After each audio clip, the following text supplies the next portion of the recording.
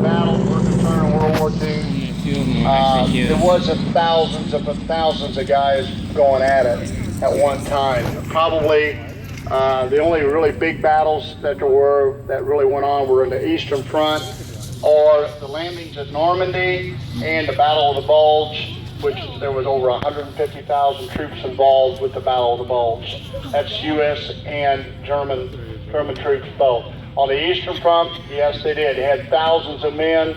The Battle of Kursk was a tank battle. They had 800-900 tanks on each side fighting each other. What you're going to see out here, you're going to see a few pieces of armor come out. You're going to see a late model Sherman, which is the standard tank that they used during World War II. Also, you're going to see a Stuart, which is a light tank. They use those mainly for scouting purposes. It wasn't really a hard piece of armor to go up against any other type armor. It was good more or less for infantry, or like you see out here,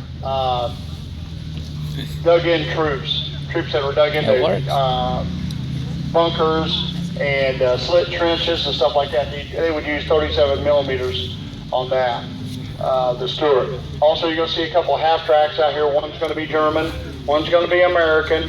We're going to have a few Jeeps. The Jeeps are going to do the recon. My friend Dima and his guys are going to go out there ahead, and they're going to do a little bit of Hollywood rat patrol. And so what they're going to do, they're going to go out and scout the area and see what kind of Axis activity there is out there. And they probably will mix it up with the Axis troops that are dug in out here. Also, what you're seeing out here on the side is what we call a pack gun. Is what the Germans used for anti-tank. These guns were capable of knocking out the Shermans, and they're also very capable of knocking out the Stuarts, because they were Stuarts, a thin-skinned tank, even like the American half-track. Half-tracks are used to transport troops, and some of them were very heavily armed. A lot of the half-tracks also drug around what's called a Quad 50. They use those for anti-aircraft guns. So anyway, let me check my watch. Yeah, we'll start right at 1:30.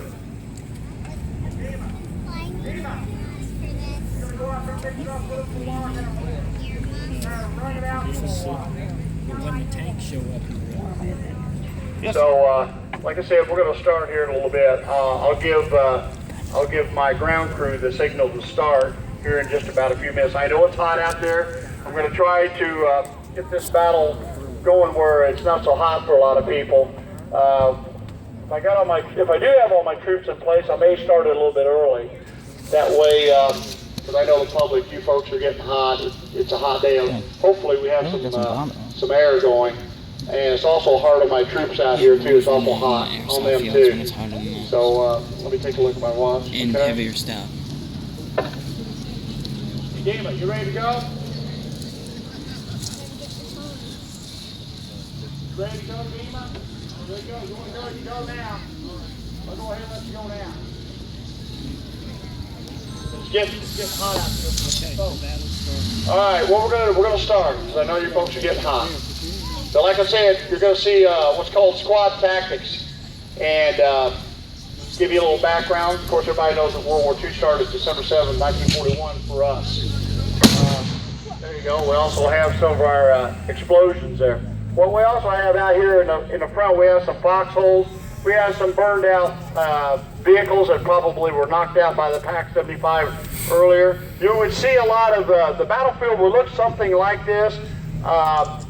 Because you would see a lot of wrecked vehicles, you see a lot of potholes in the ground where they probably had an artillery barrage, because that's what they would do. They would set out an artillery barrage to soften up a hardened position like that to make the enemy go underground, and then after that they would send in probably a Jeep to come out here, which you may see here in a few minutes, come out, and they would scout the area out and see if there's any Axis activity. So what's going to happen is we're going to have a German half-track. It's going to come out here, and the Allies are going to be hot on his tail.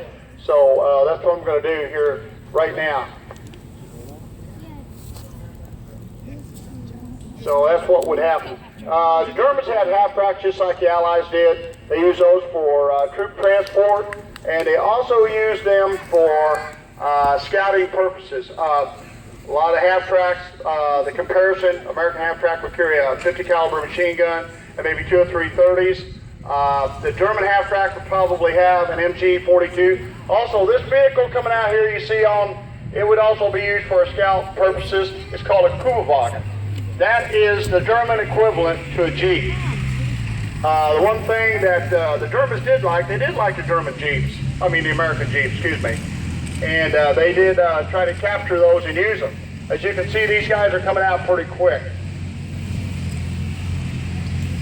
And they would use a Kübelwagen and use the half-track to transport troops and use it for scouting purposes. As you can see, the half-track's going to turn around and he's going to make it a little rough on the Allies. So they're getting in their positions now.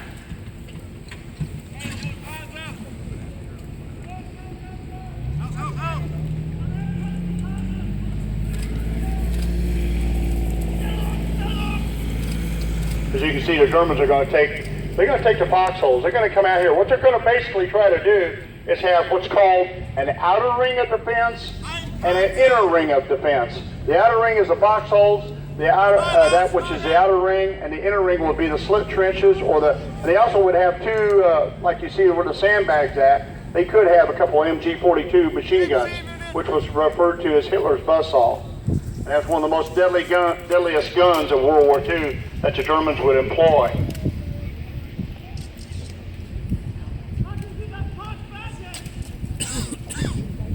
Okay, so what we're waiting on now, we probably have a Jeep come out, a Jeep or two come out and scout the area to see if there's how far along the Axis are, or if the Axis have stopped to turn around and defend this strong point. Oh, here they come now.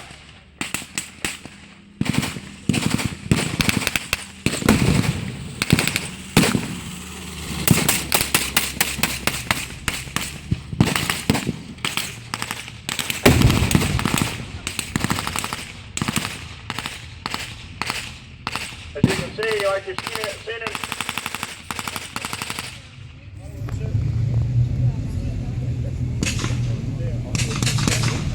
Oh, okay, now we're back. As you've seen in a lot of the Hollywood series, like everybody always identifies the Jeeps with Rat Patrol on TV.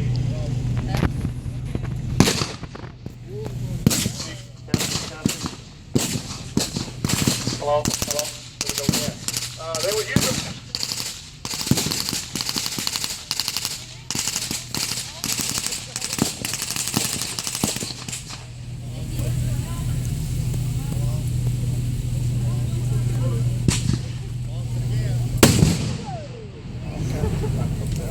Oh, there was back again.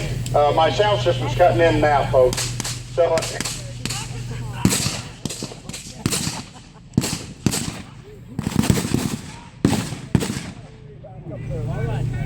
hello. As you can see, the Jeep's still driving around.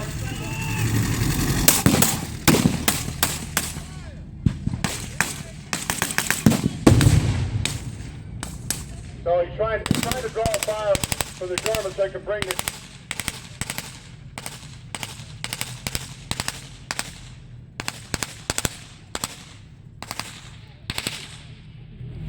So probably when he's going to...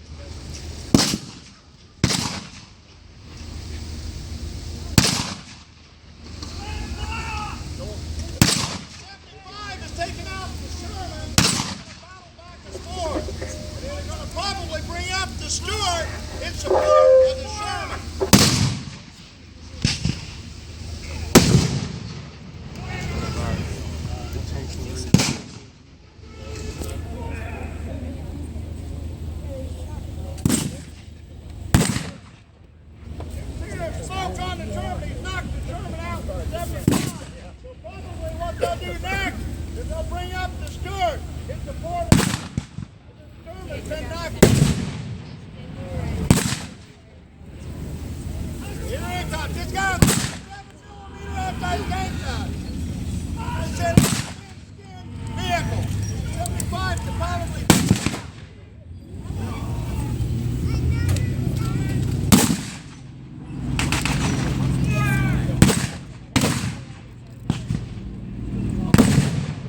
Testing. All right, here we go. So the Stuart's going to come up, and it's in support of the Sherman. But the 75 pack gun probably has already taken it out. So what we have now, we have what's called a friend gun, and we also have the half track. You can see the troops are now filing out the half track. Like I said, the half track will cover the troops with a 50 caliber machine gun, and they'll spread out. And their main course of action is to try and outflank the Germans.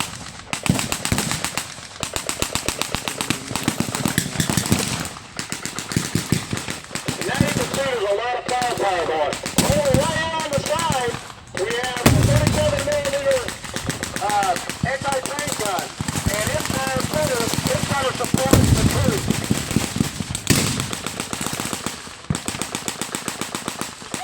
In all reality, these guys right here should have their position on the right. That way it gives the other troops a chance to come out and support them.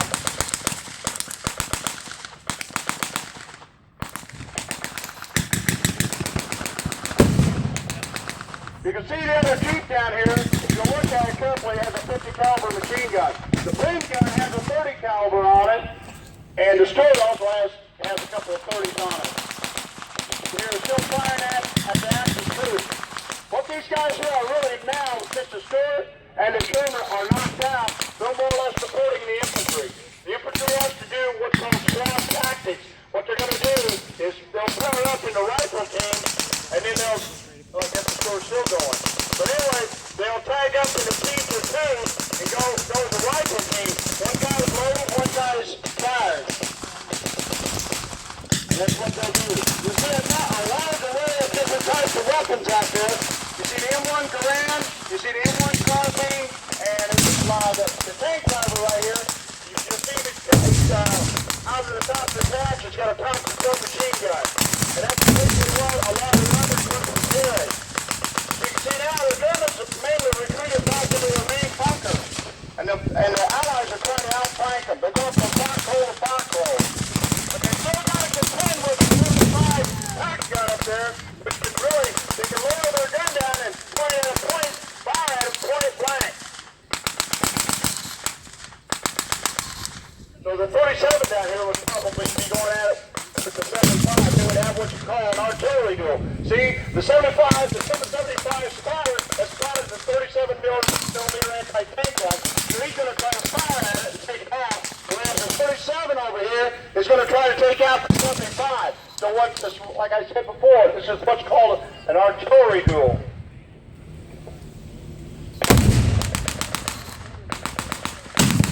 They just fired up the 37.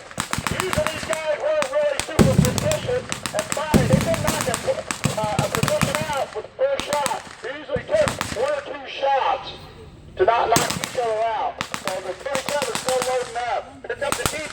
He's going to come forward and he's going to let the little hand with his 30 caliber machine gun. Also, the Jeep's going to try to drive fire from the Germans. That's what we did.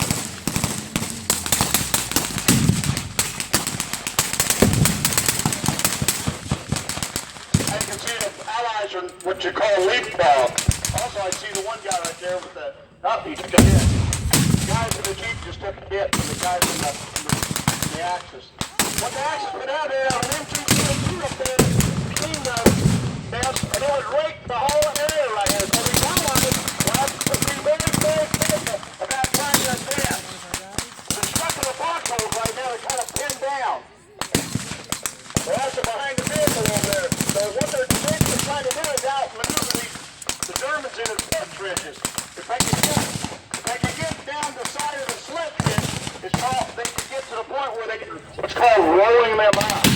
So what they're going to do is come right down to the slit trench and roll the Axis troops.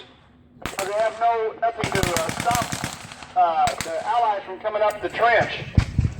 They're still directing their troops. So right now we're kind of like at a stalemate. After we see combat medic out there, anybody that's been wounded or injured, they're out there and they're putting their lives on the line just like the regular GIs are with their weapons.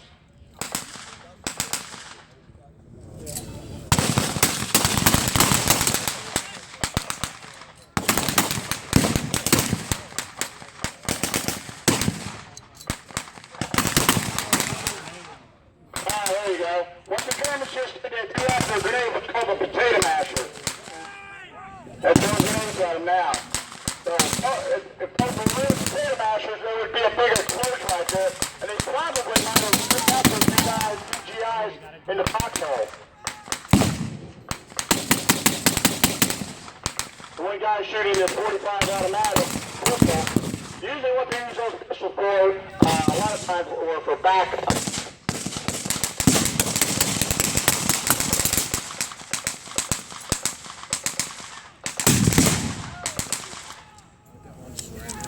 I was going to say, did he surrender?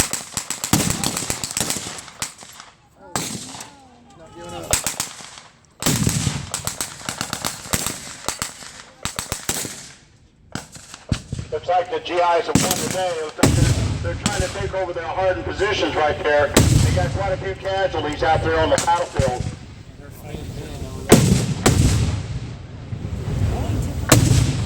What the GIs are doing now, they're mopping, what's a term is called mopping up. They're trying to take charge of all the Axis troops. Some of the Axis troops are surrendering.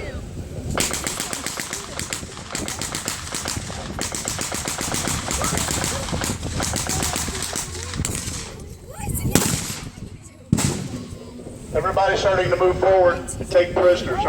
Like I said, they're starting to mop up. Every once in a while you get a few of the Axis troops that don't want to be taken prisoner.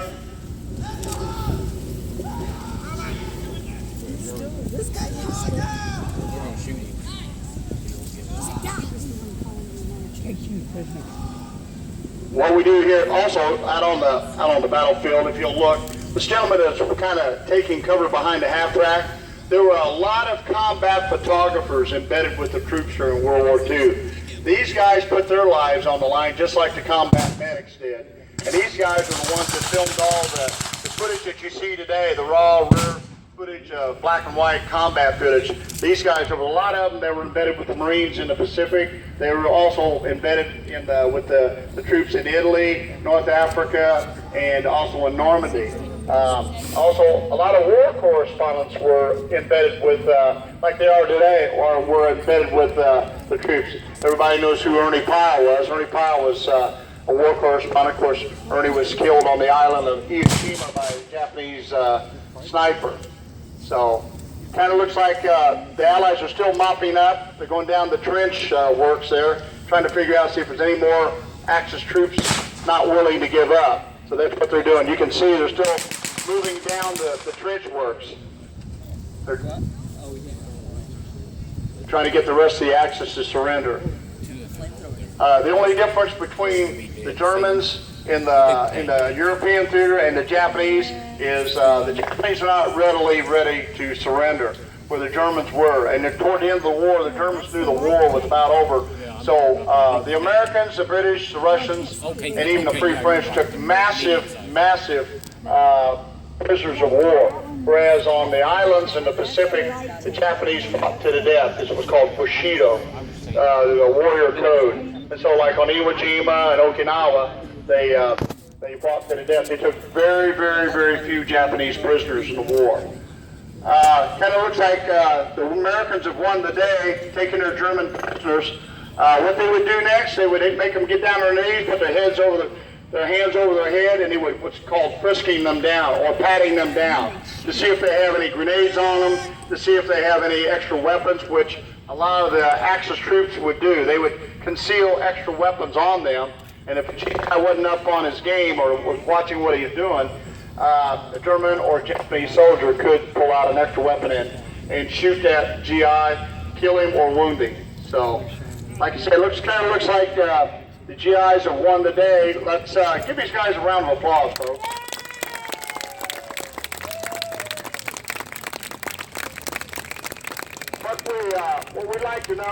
What we'd like to tell you is we're not out here to glorify war, but we're honoring the veterans of World War II, and it's all about education. And we do preach gun safety out here. All the guns are pre-inspected. All the rounds are pre-inspected before they go out on the battlefield to make sure that their guns have no live rounds.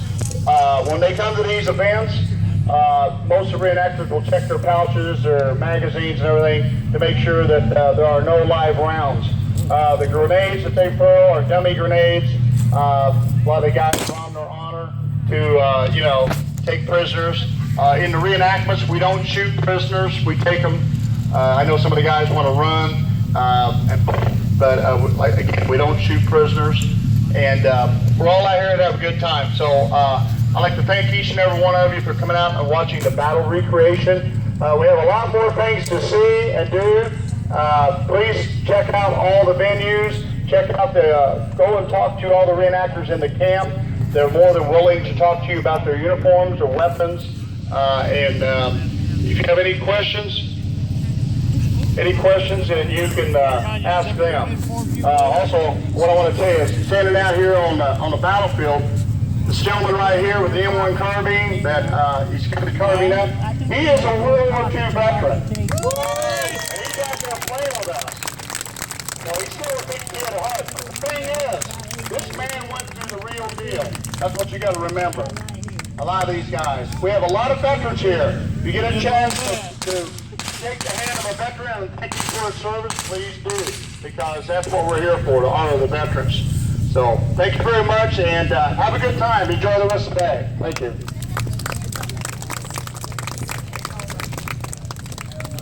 Also, I want to make one more announcement. We don't want any of the kids out on the battlefield. If you have any of the extended blanks, the reenactors will give them to you.